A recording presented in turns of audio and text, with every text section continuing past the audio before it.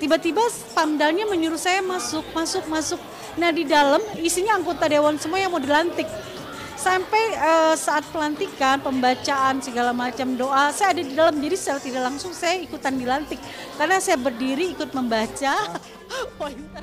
Secara look penampilan mereka seperti anggota-anggota DPD, itu kan DPD sama DPR.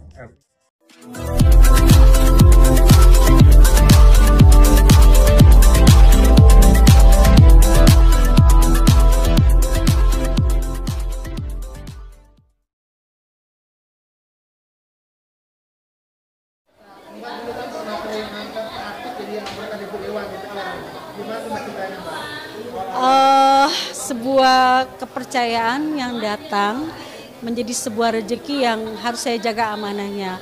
Gak pernah kepikiran sih bisa menjadi orang di belakang layar, merekrut artis menjadi tokoh politisi, ya kan, anggota dewan. Misalnya saya sebut aja Mas Krishna Mukti yang berhasil lolos, terus beberapa nama-nama lain. Waktu itu di tahun 2013 saya sempat bersama artis-artis lain, ada Sandu Sarip, ada Reza Herlambang, ada Meli Zambri, dan beberapa, ada Norman Kameru, ada beberapa lah nama-nama. Saat itu kita setiap malam kita persiapan dari mulai masa-masa pemberkasan, DCS, DCT, sampai open campaign dengan kisah-kisah yang membuat saya jadi belajar banyak. Dan luar biasanya adalah ternyata saya benar-benar nggak menyangka Mas Krishna Mukti lolos dari Dapil Jabar 7, yaitu untuk kota Kabupaten Bekasi, Purwakarta, dan Kerawang.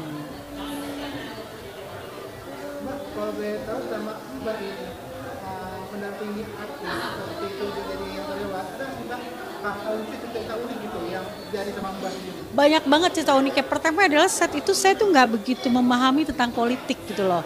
Bahkan sangat buta, tapi dari sana saya belajar. Ada satu kepercayaan yang diberikan ke saya, maka saya menguliknya menjadi sebuah ilmu baru. Banyak banget kisah-kisahnya, kisah-kisah yang saya bisa sampai insomnia itu gara-gara mengurus artis yang benar-benar ingin terjun ke politik. Jadi saya belajar banyak, saya ketemu dengan orang-orang baru, dengan ilmu baru, dan dengan sesuatu yang membuat saya jadi lebih mengerti tentang politik itu seperti apa. Kan ada istilah gini, katanya masuk politik itu siap curang atau dicurangi. Paradigma ini sangat menakutkan. Saya nggak pernah mau jadi orang curang, saya juga nggak siap dicurangi. Tapi yang terjadi memang ada dilemanya, adalah satu pilihan yang mau tidak mau kita alami. Saya mengalami pernah dicurangi. Itu yang terjadi sama saya. Jadi benar istilah politik, siap curang atau dicurangi. Dan itu terjadi sama saya memang banyak mengalami hal-hal yang sangat memilukan.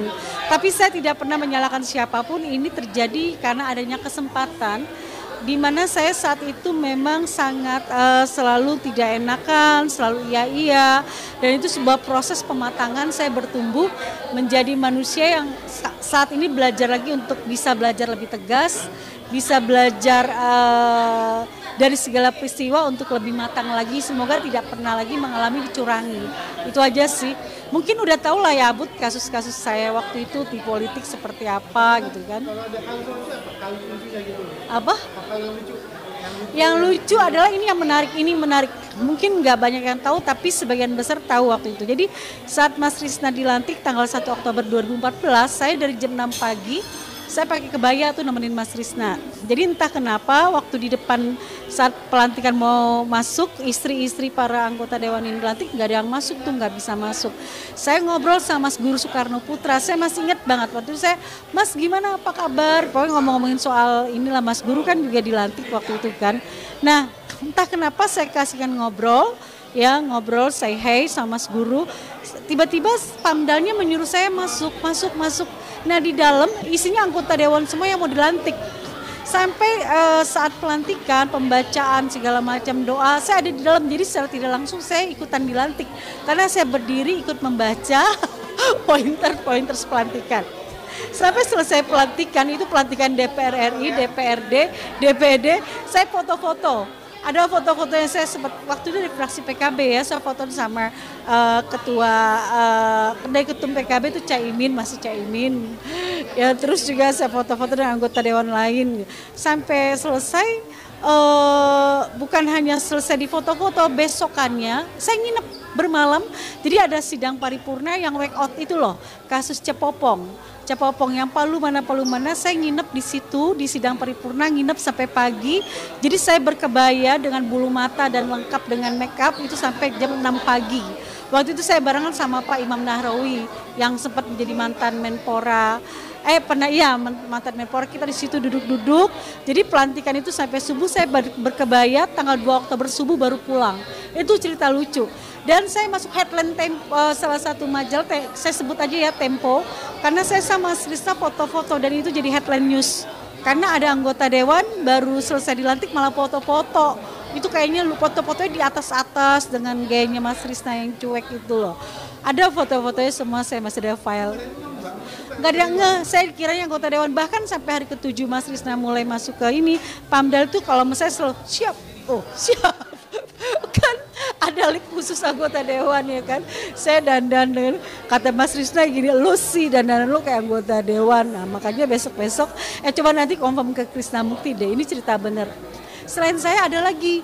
Jadi Mas Rizna punya asisten namanya Mas Koko. Jadi Mas Koko itu saya minta tolong ambilin charger saya, Mas Koko ambilin charger. Nah dia masuk, ternyata dia terkondisi juga, kejebak di dalam, tidak bisa keluar. Dalam kondisi kita malah menikmatinya dengan foto-foto. Saya foto-foto dengan kedutaan besar dan lain-lain. Pokoknya di situ pengalaman luar biasa. Bukan anggota dewan tapi ikutan dilantik, itu aneh banget. Sesuatu yang aneh terjadi, bukan anggota dewan tapi ikutan dilantik. Masuk ikut nanti ikut baca segala macam kalimat-kalimat pelantikan kayak gitu deh. Dan tentang masalah ini rekan saya Astrid yang waktu itu bisa masuk ke dalam gedung ketika lagi pelantikan, itu saya juga kaget gitu, kenapa dia bisa masuk ada di dalam gitu ya, bersama asisten saya Mas Koko juga itu tiba-tiba di belakang saya ada mereka gitu, padahal kalau yang anggota dewan yang lain nggak boleh gitu, bahkan istri anggota dewan atau suami anggota dewan pun ada tempatnya sendiri. Saya juga heran kok mereka bisa ada di belakang saya. Itu pertanyaan yang sampai sekarang nggak bisa saya jelaskan kenapa, atau mungkin karena mereka secara look penampilan mereka seperti anggota-anggota DPD. Itu kan DPD sama DPR RI kan pelantikannya sama gitu ya. Ya mungkin ya karena mereka berpenampilan baik, rapi dan mirip seperti anggota dewan, jadi mereka dipersilakan masuk oleh penjaga keamanan di situ. Tapi menurut saya itu pengalaman yang unik dan ajaib. Jangan lupa ya di subscribe dan nyalakan lonceng notifikasinya.